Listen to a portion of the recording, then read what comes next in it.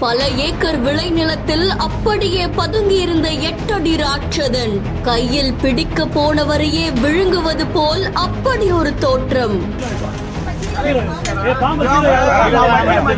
தேனி மாவட்டம் கம்பம் பக்கத்துல இருக்கக்கூடிய நாராயண தேவன் பட்டியை சேர்ந்தவங்க தான் சுருளி அப்படின்ற விவசாயி. இவருடைய தோட்டத்துல சுமார் 8 அடி நீளம் இருக்கக்கூடிய மலைப்பாம்பு ஒண்ணு வந்ததை பார்த்து அதிர்ச்சி அடைஞ்சிருக்காரு. உடனே தீயணைப்பு துறையினருக்கும் தகவல் கொடுத்திருக்காரு. சம்பவ இடத்துக்கு விரைந்து வந்த தீயணைப்பு துறையினர் மலைப்பாம்பை பிடிக்கிறதுக்கு முயற்சி பண்ணிருக்காங்க.